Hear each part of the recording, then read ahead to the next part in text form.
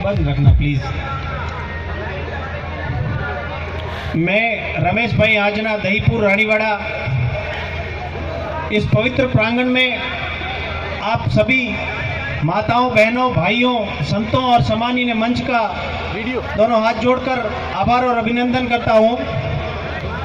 आज मैं विश्वास कर सकता हूं कि मैं हिंदुस्तान के दर्शन कर रहा हूं। ये पवित्र प्रांगण मुझे मेरे दिल को गवाही दे रहा है कि मैं किसी हिंदुस्तान के असली हिंदुस्तान के चेहरे को देख रहा हूं। ये हिंदुत्व की ताकत है, ये हिंदुस्तान की ताकत है कि दुनिया के कोने कोने से पधारे हम भाई बहन कंधे से कंधा मिलाकर इंसानियत और भाईचारे का परिचय देते हुए एक पवित्र प्रांगण में एक छत के नीचे बैठे हुए भाईचारे का परिचय दे रहे हैं। ये मेरे हिंदुस्तान की ताकत है, ये मेरे हिंदू धर्म की ताकत है। दोस्तों, लहरूदास जी ने भी बहुत सारी बातें बताई, एमपी साहब ने भी बहुत सारी बातें बताई। मेरा विषय नहीं है, I am motivational speaker and career architect. धर्म मेरा विषय नहीं है, लेकिन इस हिंदुस्तान से जुड़ा हूं, इस हिंदू धर्म से जुड़ा हूं, इस हिंदू धर्म का अनुयायी हूं। मेरे दिल की बातें जरूर आप तक पहुंचाने की कोशिश करूंगा। दोनों हाथ ऊपर उठाकर मुझे आशीर्वाद दें, भारत माता की जय बोलते हुए मुझे आशीर्वाद दें कि आप मेरी बातों पर विश्वास करेंगे। भारत माता की वंदे मातरम, वंदे मातरम, वंदे मातरम। दोस्तों, हम उस देश के वासी हैं जिस देश के अंदर क्या क्या पैदा नहीं हुआ। दोस्तों, मैं आपको थोड़ा सा पीछे लेके जाऊंगा। भारतीय काल गणना के अनुसार इस समय को 4 भागों में विभाजित किया गया है: सतयुग, त्रेता युग, द्वापर युग और कलयुग। सतयुग की समय सीमा 17,28,000 वर्ष बताई गई थी। त्रेता युग की 12,96,000, द्वापर युग की 8,64,000 और कलयुग की 4,32,000 वर्ष। मित्रों, अभी हम सिर्फ 5,000 वर्ष कलयुग के पूरे कर चुके हैं। अभी भी कलयुग के 4,27,000 वर्ष बाकी है। इन परिस्थितियों के अंदर यदि हमें इस देश की संस्कृति को बचाना है, इस हिंदुस्तान के हिंदुत्व को बचाना है, हिंदुस्तान का असली चेहरा हमें कलयुग के लास्ट दिन तक जिंदा रखना है, तो मैं जो बातें बताने जा रहा हूं दोस्तों, उन बातों पर आपको विश्वास करना होगा। हम उस देश के वासी हैं जो देश आज से लाखों साल पहले जब ये विश्व के देश खाने के विश्व में लाले पड़ रहे थे, ये विश्व शिक्षा की परिभाषा ढूंढ रहा था, ये विश्व के देश स्कूलों के लिए 10x10 के गैरेज के वो कमरे ढूंढ रहा था, उस समय मेरा हिंदुस्तान इस विश्व को कहता था सर्वे भवन्तु सुखे सर्वे सन्तु निरामया। ये मेरा देश इस विश्व को संदेश देता था। हम उस हिंदुस्तान के वासी हैं जहां नारियों की पूजा होती है। हम दोस्तों उस हिंदुस्तान के वासी हैं जिस हिंदुस्तान ने विश्व को इंसानियत का पाठ पढ़ाया है, भाईचारे का पाठ पढ़ाया। मेरे दोस्तों, अरे हम उस हिंदुस्तान के वासी हैं जहां पे भाई को भाई मार कर शासन करे वो व्यवस्था नहीं चलती। यहाँ पे तो अपोजिशन सरकार भी दोस्तों सरकार का सपोर्ट करती है और देश को सर्वोपरि मानती है। हम उस हिंदू धर्म के अनुयायी हैं और हमें गर्व है कि हम उस धर्म के अनुयायी हैं जो नारी की पूजा करता है, जो हमें इंसानियत सिखाता है, भाईचारा सिखाता है, नारी को सर्वोच्च मानता है, नारी की पूजा करना हमें सिखाता है। हम उस देश के वासी हैं जिसने विश्व के सताए हुए शरणार्थियों को अपने अंदर समाया है।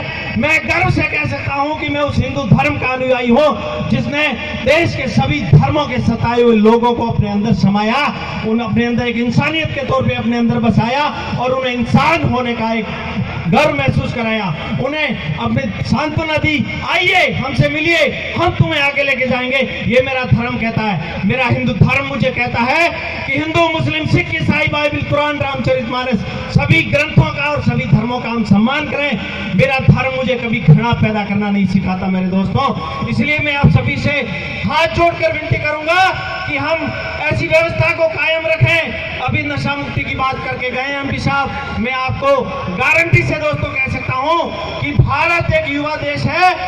हम युवा हैं, इसलिए विश्व के सभी देशों की नजरें हिंदुस्तान के ऊपर हैं और पूरे विश्व के देशों ने एक फंडा चला रखा है कि आइए हिंदुस्तान की शिक्षा व्यवस्था को खोखला करें और हिंदुस्तान के युवाओं को नशा मुक्ति के अंदर उलझा दें और इस हिंदू धर्म को और हिंदुओं को, हिंदुस्तान को हम खोखला करके छोड़ दें और पूरे विश्व के ताकतवर देश हिंदुस्तान पर कब्जा करें और हिंदुस्तान के ऊपर राज करें।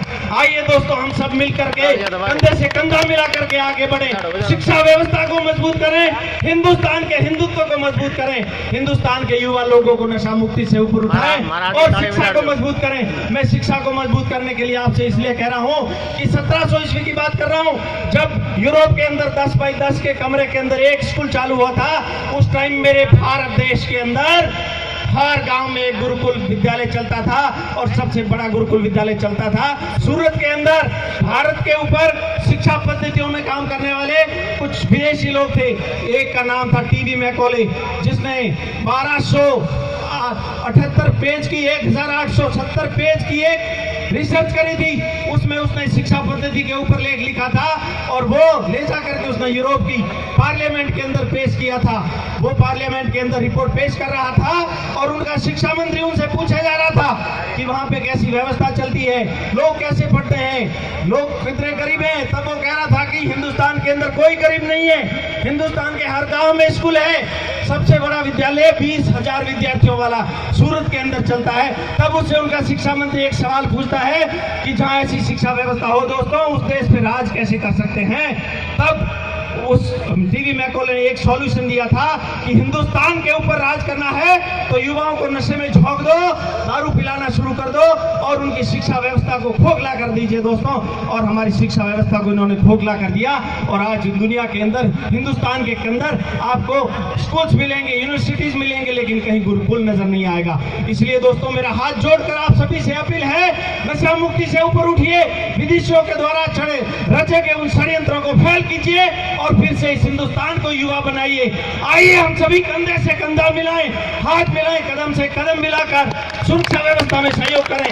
मैं भी वर्दी वाला इंसान हूं दोस्तों, आइए सब मिलकर के वर्दी वालों का सहयोग करें और हम वर्दी वाले भी इस जनता को ये विश्वास दे दें कि आप हमें देखकर दौड़िए मत, आप हमें देखकर डरिए मत, हमारी गाड़ी को देखकर मत डरिए, आप हमें देखकर सुरक्षित महसूस कीजिए। आइए हमारे पास, आइए हम सब मिलकर हिंदुस्तान की जय बोले। भारत माता की वंदे वंदे वंदे। Thank you.